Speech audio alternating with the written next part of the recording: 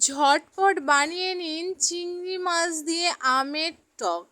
তো নমস্কার বন্ধুরা, মিমির রান্নাঘরে আপনাদের সবাইকে স্বাগতম। তো চলুন আমি চিংড়ি মাছ দিয়ে আম দিয়ে কিভাবে টকটা রান্না করি সেটাই আপনারা দেখতে থাকুন। আর হ্যাঁ, বাড়িতে অবশ্যই ট্রাই করে দেখবেন, আশা করি আপনাদের এই টকের রেসিপিটা খুব ভালো লাগবে। তো চলুন, এখানে দেখুন আমি আমটা ভালো করে কুটে ধুয়ে লবণ দিয়ে সেদ্ধ করে নেব। তো এখানে আমি নিয়ে নিয়েছি চিংড়ি মাছ। চিংড়ি মাছটাকে ভালো করে আমি খোসা ছাড়িয়ে কুটে নেব। তো দেখুন এখানে আমার কোটা কমপ্লিট হয়ে গেছে। এবার আমি এর মধ্যে লবণ আর হলুদ মাখিয়ে রেখে দেব। এবার আমটা আমার সেদ্ধ হয়ে গেছে, আমি পরিমাণ মতো জল দিয়ে এবার এর মধ্যে দিয়ে দেব লবণ আর হলুদ দিয়ে এবার আমি কিছুক্ষণের জন্য ফোটার অপেক্ষা করব।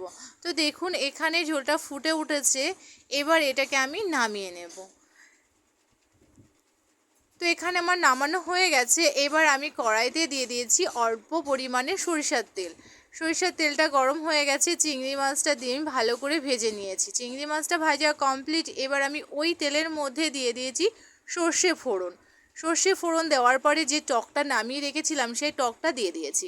দেওয়ার পরে ভালো করে ঝোলটা আমি ফুটিয়ে নিয়ে আমি চিংড়ি মাছটা দিয়ে দিয়েছি। চিংড়ি মাছের টক রেডি হয়ে গেছে। যদি ভিডিওটা ভালো লাগে অবশ্যই ভিডিওটি লাইক করবেন আর চ্যানেলটাকে সাবস্ক্রাইব করবেন।